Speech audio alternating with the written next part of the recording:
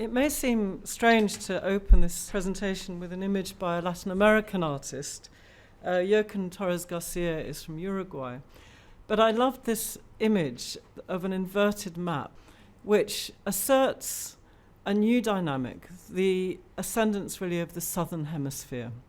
I like the fact that the north has been plunged almost underwater. And I saw this work in a biennale in Brazil, the Mercosur Biennale, in 1997. And it was at that time that I joined what was to be Tate Modern. Now, we'd seen how both a subaltern or diasporian community in Britain had really throughout the 1970s and 80s asserted their presence within a very parochial art world. That art world in London was quite provincial, I think. It was quite inward-looking. And it reflected a wider certainty that when we used the word international, what we really meant was Dusseldorf and New York. However, through the work of a number of pioneering artists and curators, for example, Guy Brett, with his establishment of the Signals Gallery in London in the 1960s, the artist that David has mentioned, David's own programme at Modern Art Oxford, and also a number of exhibitions at the Whitechapel Gallery, it became clear that, yes, there was a wider world out there, and it was not one, but multiple modernisms. And those modernisms urgently needed to be given a platform. And it was this kind of build-up, really, of awareness that was part of the whole kind of debate around cultural identities and identity politics that had built up in London during the 1980s, also at the ICA through a number of conferences, and then at Tate through a conference organised by Innova about redefining the terms of internationalism, that I came to Tate and was present at the birth of a new baby. And at that time, there was not a Tate Modern. It was called the Bankside Power Station. The working title was the Tate Gallery of Modern Art. And I joined a very small team. There were 4 of us who were given a very remarkable privilege, which was to do 3 jobs. First of all, to introduce this really massive new institution into an area where nobody went. Nobody knew this lacunae on the south of the river. It was this enormous kind of black hole, really. And that our job was to not only raise awareness of what was to come with the local communities, but also to alert a local, national and international community to our arrival. So we presented a number of projects in and around this massive building. Our second job was to revision the telling of the 20th century through the installation of the collection.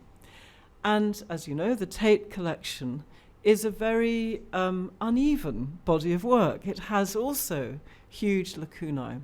It has great strengths and massive kind of zones of invisibility. And those, I would say, broadly speaking, centre on 2 constituencies, the work of women artists and the work of non-Western artists were notably absent. Additionally, work to do with, for example, performance art or video had found itself relegated to the archive. It wasn't seen as an object-based collection, and therefore it didn't have the status of other kinds of work.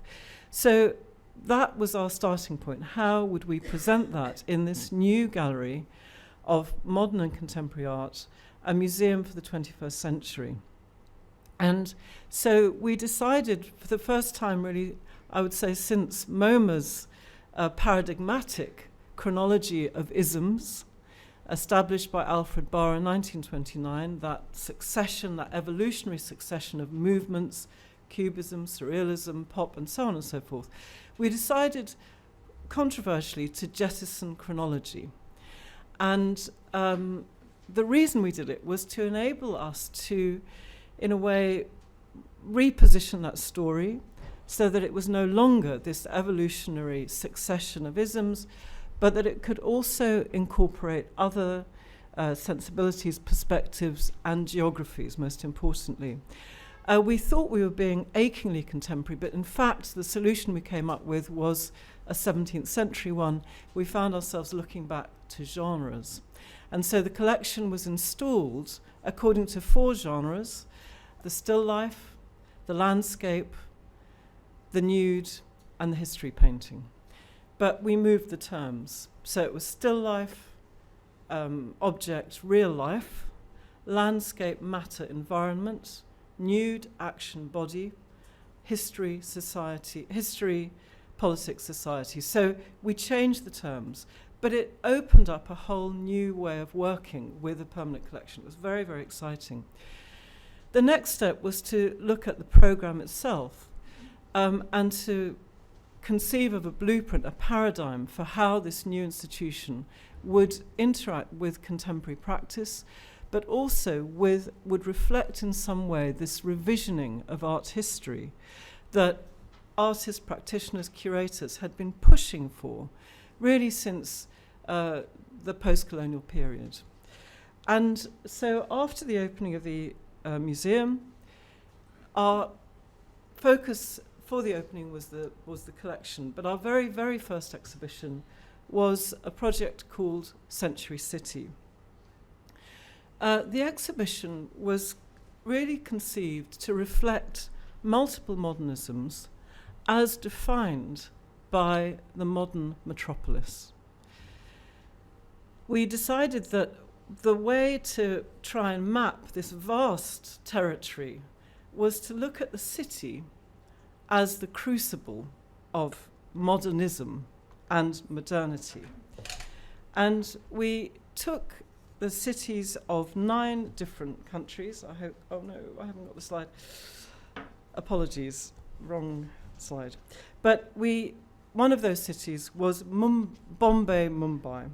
And we looked through the century at 9 cities around the world. In plotting the curatorial structure, we decided to trust local curators, to actually go to those people who lived and worked in those cities, to make their choice of what period to focus on, and also which artists to represent a very kind of rich, complex, and diverse moment in their own art histories. And some of the guidelines we looked at was to consider the city as event, the city as a subject, as the subject matter of art, the city as a metaphor of progress, and as a laboratory, a crucible, where crucially artists worked with other disciplines. So there was this idea that interdisciplinarity was also part of the modernist story. So we looked at Moscow, Paris, Lagos, we looked at London, of course, Rio de Janeiro, and Bombay. We invited Geeta Kapoor to curate Bombay, and she decided to have that double the new identity, Bombay, Mumbai. And the period that she chose to focus on was from 1992 to 2001. Her starting point was a political flashpoint of sectarian riots in Bombay. And she took this as the beginning and a kind of marking point for other kinds of flashpoints within the city. In terms of architecture, for example, the rise of the kind of decline of manufacturing and of industrialization, and the rise of property speculation. The huge soaring skyscrapers alongside the burgeoning slums. And she also looked at the nature of various trajectories within Indian modernism around cinema, we, in Tate Modern, in fact, built a cinema to present an extraordinary program of films, both documentary and fictional and independent filmmaking. And what she identified was a sort of, as she said, an epochal transition from colonial to post-colonial society. She also identified how within Indian modernism, it was realism that defined its aesthetic, not abstraction. And so we saw, and we've seen from David's presentation, how it was realism, the influence of popular culture, the cinematic billboards, the rise of photography, that changed the terms of reference for Indian practitioners. As we're running out of time, moving on, and I hope that Geeta will maybe say some more about that exhibition. We obviously wanted to build on the knowledge that we gained from that exhibition. And when I went to the Whitechapel Gallery, we decided to focus on one particular strand within Indian practice. And it became very clear that one of the most powerful and ongoing momentum, really, within Indian art history was the role of photography from 1850 to the present. The exhibition is called Where Three Dreams Cross, and it was inspired by a line from a poem by T.S. Eliot, written in 1930. This is the time of tension between dying and birth, the place of solitude where three dreams cross. Sunil Gupta was the lead curator, and the exhibition, of course, was marked by practitioners from three modern nations, India, Pakistan, and Bangladesh. It also took its geographical parameters from the three great rivers, the Ganges, the Indus, and the Brahmaputra. The exhibition there was divided in themes which took the contemporary practice as its starting point, but looked back to its antecedents. And it was divided between the portrait, the performance, the family, the street, and the body politic. But in each of those sections, it looked chronologically from 1850 to the present. It did not feature pictures of the colonizers by British artists or by Cartier-Bresson of India. It featured only those practitioners who lived and worked in that region. And it looked, again, at the kind of links with, for example, the tradition of Indian miniature painting and how that kind of marked a transition into photography, early hand-tinted photographs. It looked at the street, again, as a kind of crucible for political change, as this kind of public-private place where artists could reveal as much about the private as the public. And it also looked at how the documentary fed into what we call art photography. So this exhibition was a remarkable experience, I think not least for the people who took part in it. And I've never forgotten the opening when we invited artists to come from across that region. And one of them came up to me and said, I have just seen a very, very shocking and surprising image. And this, I can tell you, could never be shown in Pakistan. And I asked him what could it possibly be. And it was a photograph of Jinnah in Britain, in Hampstead, in a garden. And he's sitting in a chair. Beside him is a beautiful red setter, and he's smoking a cigarette. It's totally uncontroversial. I had no idea why this could not be shown in Pakistan today. And he explained it's because he is stroking the head of a dog. So this was interesting. The other wonderful experience of this exhibition was not only was it an education for the whole photographic community, but it was also a moment when artists from those regions, these very contested, fractious regions, could come together in a neutral zone, and that zone was London. And the opening celebrations and public programs around that exhibition gave an opportunity for people to speak to one another, for whom it was almost impossible to do that back at home. So for us, it was a very moving, very powerful experience.